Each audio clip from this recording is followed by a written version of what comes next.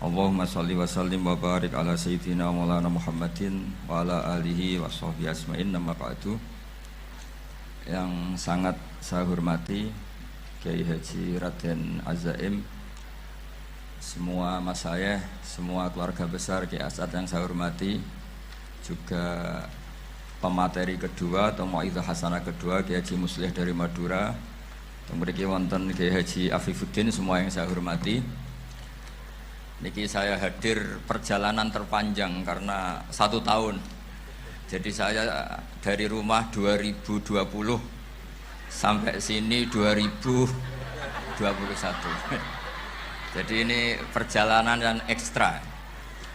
Ini bentuk permintaan maaf saya karena kemarin saya datang tapi sudah selesai Gus. Hutang katanya. Ternyata Gus Azaim tidak legowo memaafkan, dia itu ngutang katanya karena saya kemarin datang tapi terlambat terus dibajak disuruh ngajar Ma'had Ali. Tak pikir itu sudah bayar, ternyata masih diutangkan. Nah ini sudah selesai, berarti saya sudah jadi orang baik lah kira-kira gitu sudah. Jadi sudah bayar utang gitu. Saya mau cerita sebentar tentang khol. Dulu 84 guru saya Kiai Haji Maimun Zubair, semua mas saya se-Indonesia rawuh ke sini untuk muktamar. Termasuk bapak kandung saya Kiai Haji Nur Salim ikut datang, ikut menyaksikan betapa pondok ini zaman itu masih Kiai As'ad jadi tonggak sejarah penting dalam NU, yaitu kembali ke Khittah 26.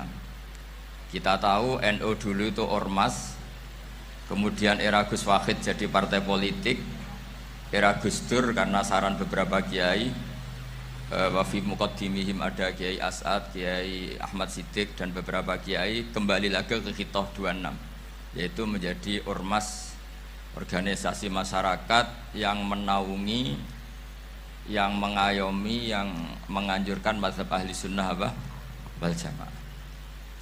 Tadi Gus Azaim cerita betapa pentingnya para pendiri, para muassis yang diibaratkan sebagaimana pohon. Saya masih ingat Dawe Mbah Mun. Saya nanti cerita mas saya sebentar, terus cerita kitab Al-Ataqah As-Somadiyah dikarang Said Muhammad, fawaidnya maksudnya. Kalau Islam Arab, ini kata Mbah Mun, kalau Islam Arab itu contohnya kayak pohon kurma, jadi kuat. Dan wajah tasbihnya itu di daunnya tidak jatuh. Tapi kalau Islam Indonesia kata Mbah Mun itu kayak padi, jadi ya agak doyong-doyong sedikit gitu. Jadi untuk menghadapi angin besar itu pilihannya 2, Anda kekar kayak kurma atau fleksibel kayak padi. Jadi ya doyong-doyong sithik gitu.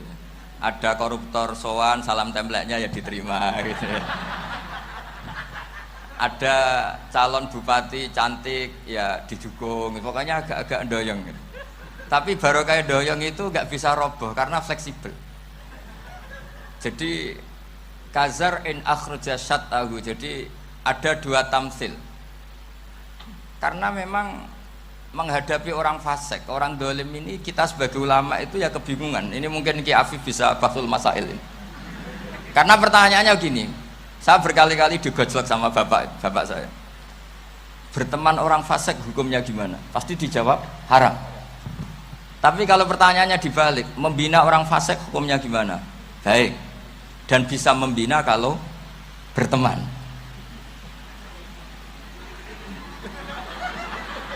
Makanya Gus Azaim pernah bikin seni deh, muktamar seni. Anggap saja madhabnya seperti itu gitu. Jadi ya agak doyong-doyong sedikit. Masa ketop berteman orang yang macam-macam, tapi itu fleksibel. Nyatanya tetap soleh sampai sekarang gitu. Itu berarti itu ya gitu kata Mbah Mun itu.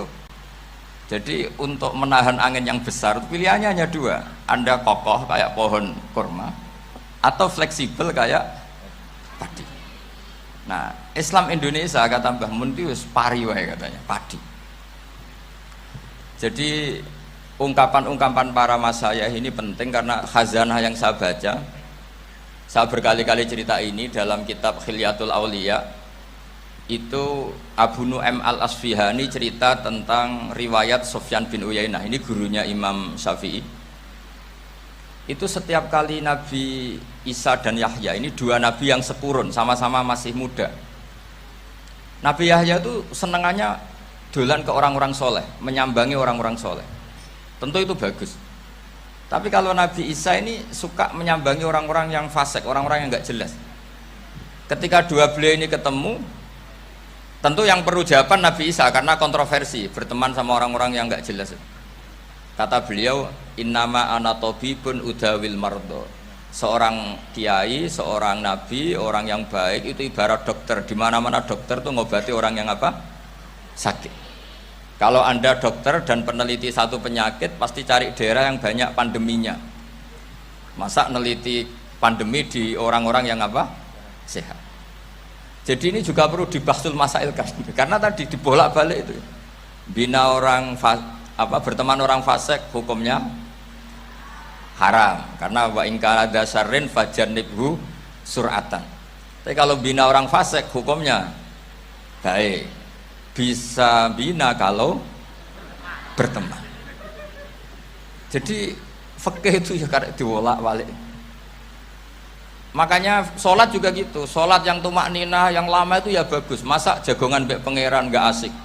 Jagongan sama teman aja asik, masa jagongan sama pangeran tidak apa? Asik. Tapi kalau Ibnu Abbas sholat tuh cepat. Ketika ditanya, kenapa kalau Anda sholat cepat? Setan baru tata-tata mau goda, saya sudah selesai. Kata. Karena setan itu ya jaga jaim tuh, jaga image. Jadi kalau mau goda orang itu ya surinan dulu, macak-macak dulu. Ternyata mau ke situ sholatnya sudah selesai. Lah kebetulan mazhab saya itu yang kedua itu gitu. Jadi kalau Gus Azaim itu sholat lama sekali, itu ada madhab tandingan, yaitu madhab saya. Itu karena ini sepuh saya, meskipun top beliau tapi sepuh saya. Saya sudah 50, beliau baru 40. Ini berarti baru memulai kiai. Kalau pakai umur nubuah ini baru memulai. Jadi madhab itu penting. Jadi pembanding itu harus diutarakan. Sehingga dalam fikih manapun itu sebuah madhab itu harus diuji itu lewat pembanding. Dulu itu setiap debat fikih antar ulama itu mesti nggak ada yang menang. Misalnya saya kiai kelihatan miskin itu ya baik supaya santri-santri yang miskin itu punya teman gitu. Karena ya rata-rata santri itu miskin. Nah, dikancani kiai kan seneng gitu. Tapi problemnya kiai yang miskin itu ya nggak bisa nolong santri karena dia sendiri apa? Miskin. Makanya dulu Imam Syafi'i itu pengagum orang miskin. Setelah ngaji Imam Malik tanya, ya Imam Malik, orang yang sealim jenengan itu siapa? Jawabnya Imam Malik lucu. Dulu Abu Hanifah, sekarang orangnya sudah meninggal ya. Ilmunya dititipkan atau diwaris oleh Muhammad bin Hasan Asy-Syaibani. Akhirnya Imam Syafi'i dibiayai Imam Malik ke Irak. Imam Syafi'i miskin, bisanya ke sana dibiayai Imam Malik. Itu seperti Abu Yasin Muhammad masyhur, ini murid beliau. Kalau ada santri boyong kan mesti apa? Disangoni.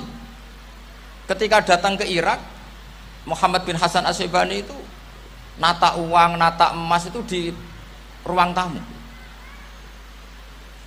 Jadi ngitung uang itu di ruang tamu. Miliatan. Ini kaget, ini kiai kok kedonyan kata Imam Syafi'i gitu. Tapi apa kata Muhammad bin Hasan Asy-Syaibani? Anda kagum ini, Anda kaget ini. Kalau kamu menyoal orang soleh kaya, ini tak kasihkan orang-orang fasik. Biar dipakai judi, dipakai selingkuh, dipakai maksiat. Jangan. Harta ini harus tetap di orang soleh. Kalau ke orang fasik, bahaya. Berarti kiai boleh kaya, boleh. Semenjak itu ada gerakan kiai kudu sugih. Ya ada yang kesampaian, ada yang enggak gitu aja. Tapi karena kalau pakai logika fikih, harta itu fitnah. Oke, seakan-akan harta itu masalah. Tapi kalau ini dikuasai orang dolim, maka masalah besar. Jika orang-orang soleh ini harus juga menguasai harta. Nah, terus lama-lama dikiaskan kekuasaan. Kalau yang kuasain orang fasik, orang tidak sholat ribet. Akhirnya kiai terus dukung, ya akhirnya ikut politik tadi. Nak menawa bupatinya kena diatur gitu. Diatur kon sholat, orang ngasih proposal, maksudnya diatur keng sholat maksudnya. Ini cerita-cerita apa logika fikih. Makanya saya sering ngaji kitab-kitab itu, diantara yang saya suka adalah ada dialog besar yang terjadi di antara orang-orang pilihan, termasuk bahkan di antara para nabi dan Tuhan. Jadi unik, Allah sendiri kadang mengajari kecerdasan para nabi itu ya lewat dialog. Masyhur itu, Nabi Ibrahim itu punya ruang khusus untuk sholat dan tidak boleh siapapun masuk situ. Tahu-tahu ada yang sudah di situ. Beliau membuka, kaget. Siapa memberi izin ke kamu yang punya rumah ini? Saya yang punya rumah dan saya tidak memberi izin kamu. Yang memberi izin saya itu yang punya saya, kamu dan rumah ini. Yaitu Allah Ta'ala katanya. Wah, berarti kamu malaikat dong? Iya, saya malaikat Israel. Disuruh nyabut nyawa kamu kan? Ya agak sopan karena agak pernah mondok di Salafiyah itu namanya malaikat Israel itu. Itu akhirnya Nabi Ibrahim bilang, wah itu keliru, Anda pasti keliru. Hal ra'aita habiban yumitu habibah, hal ra'aita khalilan yumitu khalilah. Saya ini Khalilur Rahman, saya ini kekasih Allah. Masa ada kekasih bunuh yang dikasih? Itu Israel akhirnya ngaji, masuk akal juga. Ternyata perintah ini mungkin hoax ya, pokoknya dia terus mikir akhirnya. Iya ya, masa ini kekasih Allah kemudian oleh Allah dibunuh, dimatikan. Terbanglah Israel, matur lagi, ya Allah, kata Ibrahim, hal ra'aita khalilan yumitu khalilah. Masa kekasih bunuh yang dia apa? Kasih. Kayaknya masuk akal Gusti. Mulai ngaji lah kira-kira gitu malaikat itu.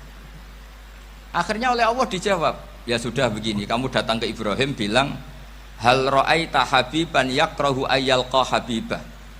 Masa kekasih tidak siap ketemu yang dikasih? Nah, jadi akhirnya Nabi Ibrahim, Israel datang lagi. Logikanya sekarang enggak gitu, begini katanya, diajarin. Hal ra'aita habiban yakrahu ayyalqa habibah. Masa kekasih tidak siap ketemu yang dikasih? Kata Ibrahim, oke, ya, terus mau meninggal. Jadi kalau jenengan cinta betul sama Allah ya harus, ya tidak usah, jangan sekarang tapi. Kalau mati di rumah aja, kalau di pondok ngerepotnya kiainya nanti. Tapi nanti setelah punya cucu banyak lah. Nah, barokahnya baca ini, dialog-dialog orang pilihan ini akan tersibak. Karena tidak dalam semua kebaikan itu nggak ada logikanya, rata-rata ada logikanya. Misalnya begini, kalau Anda orang soleh, kemudian anak Anda pamit mau sekolah di Jerman, pilihan Anda mengizinkan apa enggak? Karena potensi jadi fasik ya tinggi, karena di tempat-tempat maksiat. Potensi berdakwah dari daerah yang untuk daerah yang tidak ada dai-nya menjadi ada. Itu mesti ulama itu berdebat. Misalnya punya anak pamit mau kembali atau keluarga. Yang satu cara berpikir optimis. Awal ada dai di beberapa negara Eropa itu ya barokahnya imigran, pekerja, mahasiswa. Dan semua itu bumi Allah, harus ada tasbih, harus ada tahmid. Dan itu harus dimulai dari kemauan atau mengizinkan anak asuh kita ke sana. Tapi di sisi yang lain potensi jadi fasik itu tinggi sekali. Pemana iman pas-pasan. Nah hal-hal seperti ini itu pasti jadi perdebatan. Dan kita harus menjawab. Dan tadi kayaknya di semua Basul Masail Pondok Salafiyah jawabnya pede semua, nggak ada ragu, nggak ada khilaf. Baguslah kalau pede. Meskipun nanti mungkin ada ulama lain yang cara berpikir apa? Berbeda. Sehingga ini saya cerita ya. Sehingga di kitab-kitab fikih, misalnya saya kok hidup di Bali sudah punya komunitas ngaji. Itu kok saya pindah ke Sukorejo sini, banyak ulama yang mengatakan haram karena membiarkan bumi Allah yang sudah pernah ada orang yang sujud kemudian ditinggalkan kosong dan kemudian dikuasai orang yang tidak sujud, jadi dianggap itu pembiaran. Jadi banyak di kitab Qalyubi, sarahnya Mahalli, jika ada seorang muslim yang hidup di negara orang kafir, dia nyaman, tidak dapat teror, itu nggak boleh lagi pindah ke negara Islam yang sehat. Karena takutnya li Allah yastau lial kafir tilkal buka, supaya bumi itu tidak dikuasai orang kafir. Jadi ini hal-hal yang para fuqaha para fuqaha itu harus berdebat. Karena ini masalah-masalah furu'iyah. Sehingga mulai dulu ya banyak ulama yang nyun sewu berpolitik, mulai Wali Songo sampai sekarang alhamdulillah yang minat banyak. Mungkin bedanya ikhlas sama tidaknya. Tapi kalau saya pernah dikeluhin utusan dari ya komunitas. Islam Indonesia itu dulu itu ceritanya banyak yang dari Kamboja. Kalau dulu orang cerita itu orang Cempa. Itu setelah di Indonesia besar Wali Songo dan Brawijaya 5 itu sudah mulai oleng, itu singkat cerita mereka berpikir ingin bikin kerajaan apa? Islam di Demak Mintoro dengan raja pertama yaitu Raden Fatah, karena Raden Fatah ini putra Brawijaya. Padahal setelah jadi kerajaan ini era cucu sudah konflik, berebut kekuasaan. Akhirnya sampai jadi Jipang, jadi Jogja, jadi Solo dan seterusnya. Tapi kata Mbah Mun itu tetap barokah. Karena orang Islam terus terbiasa mimpin. Sekeliru-keliru sidik, pokoknya orang Islam biasa mimpin. Sehingga zaman Mbah Hashim ya sudah mimpin Masumi, zaman Ki As'ad pengaruhnya besar, sampai sekarang Kiai-Kiai pengaruhnya besar. Nah barokahnya Kiai-Kiai pengaruh besar ini sampai moral jadi ukuran. Misalnya sekarang ada calon bupati kok nggak sholat, itu pasti kalah. Jadi sholat itu jadi tolok ukur untuk calon apa? Bupati. Meskipun mungkin punya efek pura-pura sholat, tapi gak apa-apa lah, sementing moral ini jadi ukuran. Sementara yang di Thailand, di Patani, itu karena dulu pelajarannya tasawuf, itu orang gak ambisi mimpin dunia, tahu-tahu dipimpin. Dan akhirnya nyuwun sewu ya saage Islam-Islam yang dulu terlalu tasawuf, karena gak punya pengalaman memimpin, akhirnya lazimnya konsekuensinya hanya dipimpin. Tapi Islam Indonesia beda, karena kulino mimpin itu akhirnya dari orang Islam biasa menjadi Islam yang sholat, sampai Islam yang bisa ngaji itu bisa mimpin negara. Tentu yang paling populer dimulai Gus Dur. Jadi ini sesuatu yang barokahnya istihad para kiai, sementing Islam kulino mimpin. Sehingga di Indonesia itu barokahnya itu kebaikan itu jadi tolok ukur. Ada orang kok terkenal koruptor atau terkenal nyuwun sewu selingkuh atau terkenal apa, itu pasti tidak jadi, karena moral itu menjadi tolok ukur. Dan itu adalah politik para kiai. Jadi ini saya cerita, dan itu negara juga akhirnya untung karena seleksi agama sama negara itu sama-sama kiai ya bilang negara harus dipimpin orang soleh, negara juga bilang seperti itu. Nah, ketokohan-ketokohan para beliau-beliau ini yang mau lah bekerja sama dengan Umarok. Kita tahu dulu Pak Harto ya rawuh ke sini ketika Muktamar 84, rawuh ke Ki As'ad, ketika mau kembali ke Khittah juga dirembuk oleh ulama dan Umarok. Dan akhirnya ini menjadi negara yang alhamdulillah semoga selalu menuju baldatun thayyibatu wa rabbun ghafur. Nah, kemudian di sini saya tabarruk dengan Said Muhammad, gurunya Kiai Haji Azaim. Saya mau cerita tentang amaliyah tadi. Saya sebetulnya nggak niat bacakan bab itu, gara-gara ada khataman jumlahnya banyak saya jadi pusing. Ini panitianya tanya, khatam betul apa enggak? Iya Gus, khatam betul. Tapi kayaknya saya tidak yakin itu. Karena saya ini kan dari pondok tahfidz itu. Biasanya anak khataman itu ya rada bodoni itu. Wes diwaca buanter sing nyemak ya mau ndelok pojoke tok. Mergo kebanteran. Nah, akhirnya lafat-lafat yang di tengah itu enggak di apa? Baca. Tapi ya semoga dimaafkan Allah lah. Yang jelas itu enggak. Tapi saya mau cerita ya. Jadi cara berpikir Said Muhammad ini nanti juga saya teruskan di Ma'had Ali. Ini saya baca ya. Di antara yang diyakini madhab Malikiyah, ini saya baca saja teksnya. Jadi ada riwayat namanya, kalau Said Muhammad bahasakan itu Ataqoh Somadiyah. Kalau di Indonesia kadang orang bilang Al-Ataqoh Al-Kubro, yaitu dengan membaca surat Ikhlas. Di sini jumlahnya hanya 100 kali, kila 1000 kali. Tadi berapa semua? 700 juta, ini sudah susuk banyak ini. Di sini hanya 40, riwayat lagi 100, 1000. Terus sampean tadi berapa? 800 juta. Wah ini sudah susuk ini. Itu anak cucu sampean pasti masuk surga itu kalau bisa. Ini saya baca, ini kitabnya Sayyid Muhammad ini. Suratul Ikhlasi wal Itqu minan nar.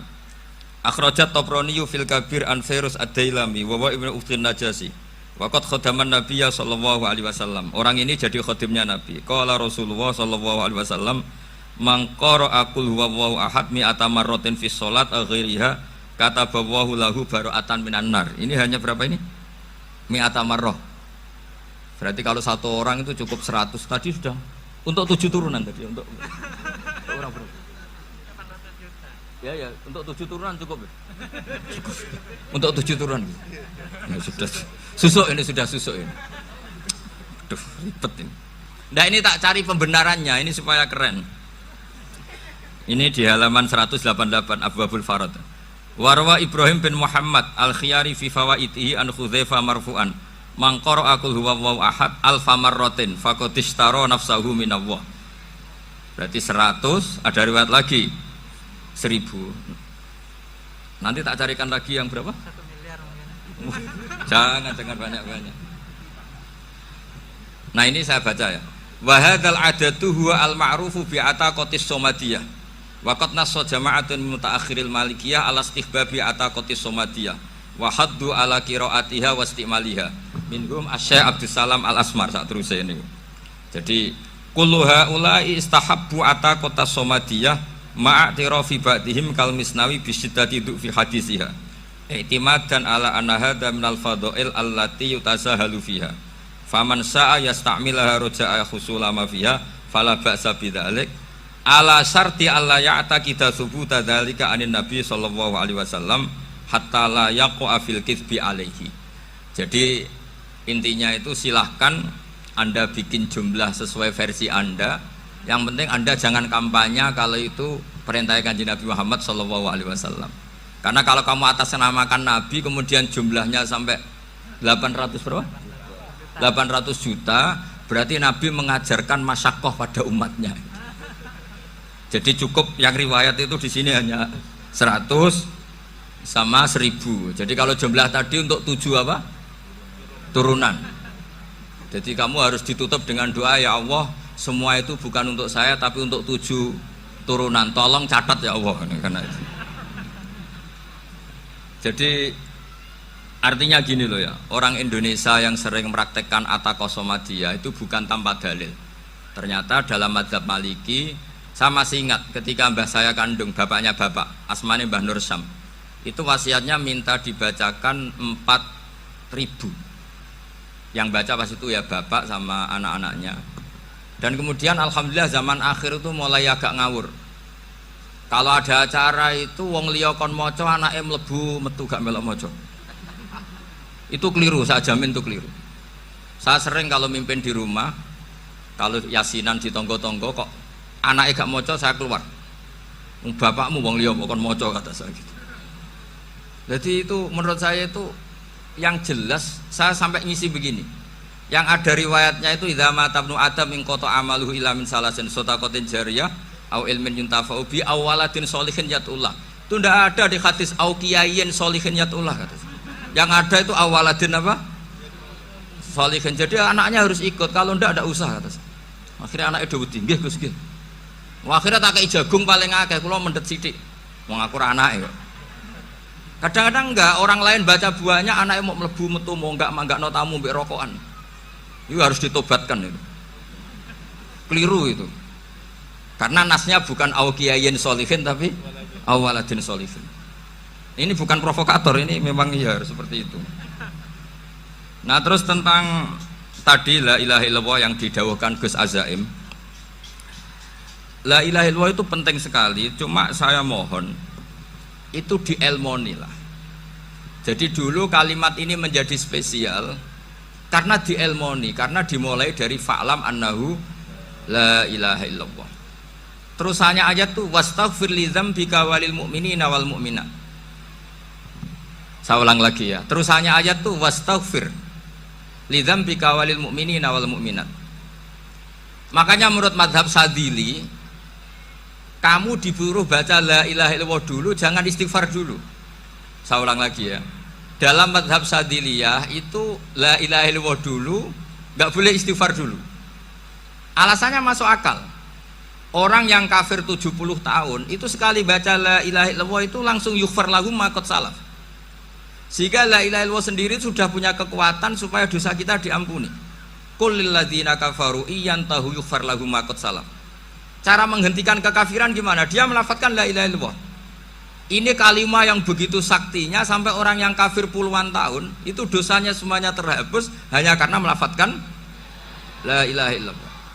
Nah, makanya kata Abul Hasan Asyadzili, wastaghfir li dzambika ay bihadil kalimah. Seseorang sah diistighfari itu kalau melafadzkan la ilaha illallah. Misalnya ada orang kafir mati kafir, sah enggak anak cucunya mengistighfari dia? Tidak sah karena belum melafadzkan la ilaha illallah. Makanya kata Abul Hasan Asyadzili, wastaghfir li dzambika ay bihadil kalimah. Sehingga lafadz ini spesial betul. Tapi kadang-kadang beberapa mursyid cara berpikir lain. Ini kalimah thayyibah harus dibaca orang suci, sehingga mendahulukan apa? Istighfar. Untuk supaya pas ngelafatkan kalimah thayyibah sudah dalam keadaan apa? Suci. Itu juga masuk akal. Tapi secara meyakinkan saya sendiri lebih mengikuti manhajnya Abil Hasan Asyadzili karena alasannya tadi, yang kafir puluhan tahun saja langsung luntur dosanya karena melafatkan la ilaha illallah. Artinya la ilaha illallah sendiri sudah bagian dari istighfar. Nah, ya tadi buktinya.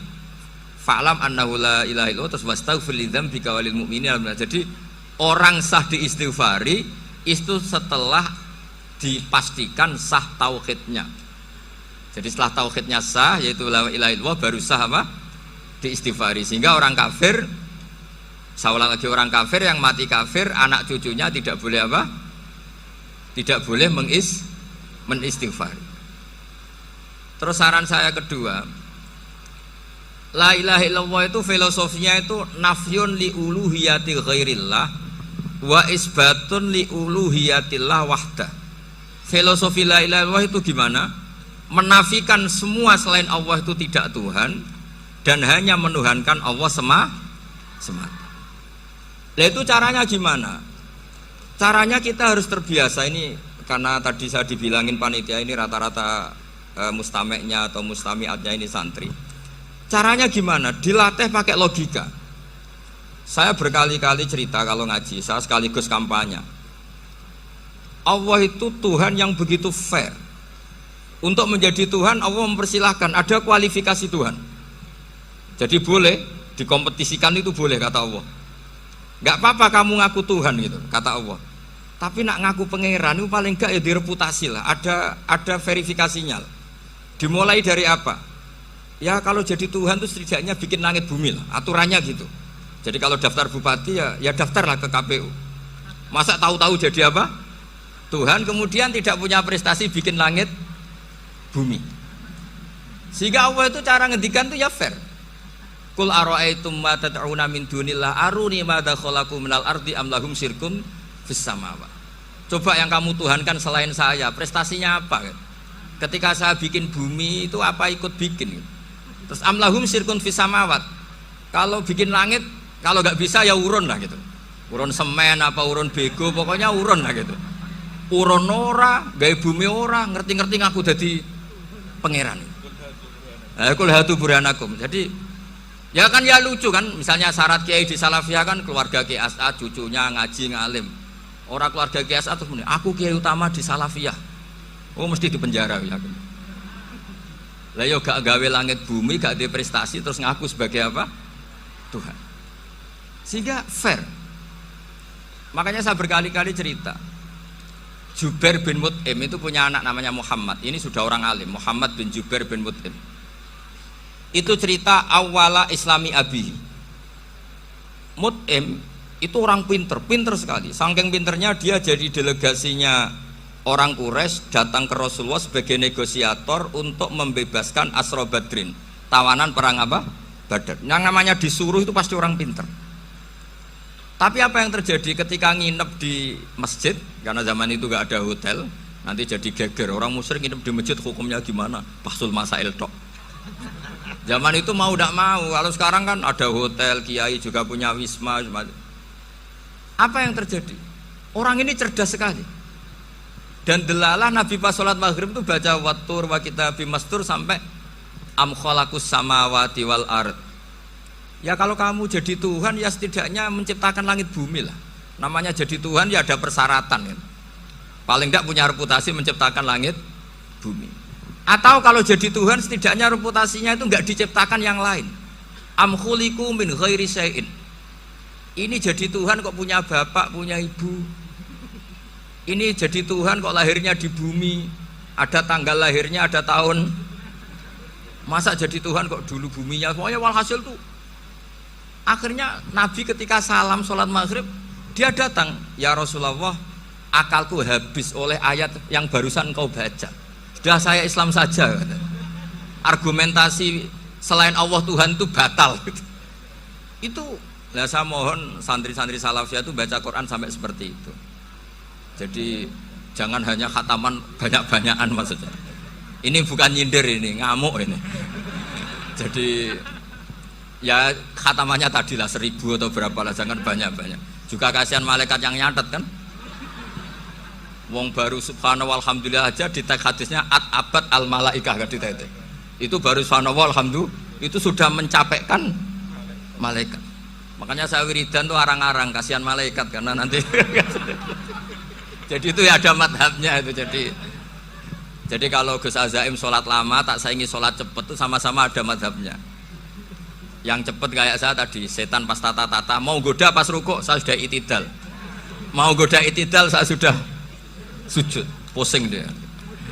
Tapi jangan tiru, ini madhab yang agak-agak khusus lah, sudah cara orang Madura agak khilaf ke sini. Khilaf ya, khilaf ini agak khilaf ini sudah. Tapi saya ingin lah, sampean kalau ngaji Quran itu dilatih berlogika. Jadi Allah itu fair, nggak apa-apa kalian ngaku Tuhan tuh nggak apa-apa, tapi tunjukkan prestasi kamu apa. Aruni madza khalaqu minal ardi am lahum syirkun fis samawati. Am khalaqus samawati wal ard. Diulang lagi, am khuliqu min ghairi syai'in. Setidaknya kalau jadi Tuhan itu ya nggak butuh yang lain lah. Masa jadi Tuhan kok wujudnya saja butuh orang lain, butuh bumi, eksistensinya butuh makan, butuh minum. Makanya Allah cara meniadakan uluhiyah selainnya itu Allah itu redaksinya itu mengena sekali. Yaitu tadi dengan cara-cara seperti itu. Sebagian ayat disebutkan ma asyattuhum khalqas samawati wal ardi wala khalqa anfusihim. Wong Tuhan kok nggak punya reputasi bikin langit, bikin bumi, bahkan untuk menciptakan dirinya sendiri saja nggak bisa. Ya sudahlah, kamu nggak usah ngaku Tuhan, nggak level kata gitu. Akhirnya terus ditemukan Tuhan yang sejati, yaitu wal awwalu wal akhiru wal zahiru wal batin. Itu yang mut'im ini tadi termasuk orang yang sangat cerdas sekali. Padahal itu bacanya bukan pas basul masail, enggak. Nabi pas sholat maghrib. Juga bukan pas ceramah, enggak. Tapi itu didengarkan. Makanya termasuk ini spesial untuk hormat saya kepada Ki As'ad. Makanya saya ini kalau mentasjik santri-santri ini agak sensitif, tapi sudah saya tidak perlu takut fitnah. Saya termasuk kenapa saya ingin jadi ahli tafsir, tentu yang membentuk itu Mbah Maimun dan bapak saya. Bapak saya itu hafal Quran kayak hafal Fatihah, saking senengnya Quran. Mungkin bisa kamu saingi itu. Itu adalah orang kafir itu bisa paham Quran. Itu sangat menyinggung saya. Orang kafir itu bisa paham Quran. Ketika Umar Islam itu karena mendengar apa coba? Mendengar apa? Quran. Dan itu masih kafir apa sudah Islam? Masih kafir karena kalimat-kalimat yang di Quran itu begitu jelas wal kitabil mubin sehingga didengarkan orang kafir pun tuh ngefek. Makanya ketika Umar datang ke saudari putrinya kemudian dengar Toha ma anzalna alaikal Qur'an apa litasqa, itu dia terus iman. Begitu juga Mut'im. Itu ketika dengar Nabi baca surat At-Tur ya langsung iman. Makanya kata Ibnu Jarir At-Tabari, Kamu jangan pernah bilang gini, syaratnya paham Quran itu harus alim, harus gini. Lah nanti berarti orang kafir punya alasan di depan Allah, ya Allah, engkau ngandani kami dengan Quran yang nggak bisa difahami kecuali alim dulu. Lah saya alim gimana? Nggak pernah mondok. Mondok gimana? Saya kafir. Jadi artinya gini loh, kata Ibnu Jarir At-Tabari, Allah tidak mungkin mengatakan gini, ifhamil Quran bima la fahmalaka. Quran itu harus kamu fahami. Sementara orang kafir karena lafadznya Quran khusus nggak bisa memahami. Makanya Quran itu dibaca. Itu banyak orang kafir yang menjadi muslim karena mendengar apa? Al-Quran. Padahal kafir. Nah termasuk tadi Muhammad bin Jubair bin Mut'im ini itu menjadi Islam ya karena mendengar Quran. Padahal dia saat itu masih apa? Kafir. Karena tadi logika misalnya nggak paham secara lafadz Arab. Sekarang misalnya nyuwun sewu ada orang ateis. Saya pernah didatangi seorang ateis yang nggak percaya Tuhan. Saya mau Islam Pak Bah, asal Anda bisa menjelaskan Tuhan itu siapa. Coba Quran dibaca secara makna, tidak secara lafadz tapi secara makna. Begini misalnya, ada orang ateis datang ke saya, Pak Bah, saya mau Islam, asal Anda bisa menjelaskan Tuhan itu siapa. Terus saya tanya, ini ngajak goblok-goblokan apa pinter-pinteran, kata saya. Terus dia jawab, ngajak pinter-pinteran Pak, saya ini doktor katanya. Maksudnya di akademiknya dia doktor, mungkin jurusan matematika atau apa, tapi di ketuhanannya jeblok. Terus tak tanya, kalau ini ada kertas, kamu suka ada rumusnya apa suka ada? Ya suka ada rumusnya. Kenapa ada kertas? Ya karena ada yang bikin. Nah kira-kira berstatus membikin atau membuat itu sesuatunya maujud apa enggak? Ya pasti maujud lah, pasti ada. Ya sudah, anggap Tuhan itu adalah sebab dari semua yang ada. Masa alam yang seperti ini, langit dan bumi ini maujudat, kemudian kamu katakan kholaqohal adam, bahwa alam raya yang maujud ini diciptakan oleh ketiadaan. Ya juga, berarti Tuhan itu ya. Ya itu yang namanya Tuhan. Lalu mulai dulu kiai-kiai ngomong gitu kan saya Islam katanya. Jadi kiai-kiai itu kadang-kadang kalau dakwah pokoknya KBU digawe Tuhan. Beda dengan dakwanya orang-orang mantek. Orang-orang mantek itu kan nggak pernah nyebut Allah. Ini alam khawadis, la budda min muhdis. Meskipun mereka, nah muhdis ini menurut Islam namanya Allah, tapi sebetulnya kan nggak langsung bilang Allah. Jadi tak kasih tahu, alam raya ini maujud nggak? Ya maujud Pak. Bisa nggak sesuatu yang nggak ada menjadi faktor wujudnya yang ada? Ya nggak bisa, namanya nggak ada itu nggak bisa jadi faktor. Nah itu hebatnya ulama-ulama kita. Ketika mengenalkan Allah itu siapa? Zat yang wajibil wujud. Jadi kita ini kalah pinter ulama-ulama dulu. Ya alhamdulillah kalahnya sama ulama dulu. Kalau kalah sama ulama sekarang isen Pak. Jadi ulama dulu sudah pinter. Pasti pertanyaan dasar manusia, hadil maujudat itu man kholaqoha, siapa yang menciptakan? Kalau kamu langsung jawab Allah atau Tuhan, mereka pasti tidak nerima. Ya jawab saja, hadil maujudat mesti kholaqoha maujudun. Nah berhubung maujud ini berstatus pencipta, harus super. Lah super ini oleh ulama disebut wajibul wujud atau musabbibul asbab, yang oleh Islam dinamai Allah. Tapi kita langsung ngomong Allah, mesti aja bingungkan kan bagi yang bingung maksudnya. Ya saya mohonlah kalimat-kalimat la ilaha illallah itu diamatilah, diresapi sampai seperti penjelasan saya ini, sehingga punya kualitas ilmu. Karena syaratnya memang fa'lam, harus punya kualitas apa? Ilmu. Ilmu itu apa? Ma'rifatus syai' ala ma huwa alaih. Mengenal sesuatu sesuai detail-detail sifatnya sesuatu itu. Misalnya kalau Allah sudah jadi Tuhan, ya harusnya qabla kulli syai'. Masa Tuhan sama yang dituhani wujudnya dulu yang dituhani? Ditemukanlah sifat awal atau qadim. Makanya benar Gus Azaim tadi, kalau sudah bertauhid harus hafal akidah berapa khamsin. Dimulai apa? Wujud. Kenapa harus dikatakan wujud? Karena alam raya ini kadung maujudat. Hadhil alam maujudun. Masa maujudun khalaqahul adam? Masa maujudat khalaqahul adam? Nah itu yang disebut am khuliqu min ghairi syai'in am humul khaliqun.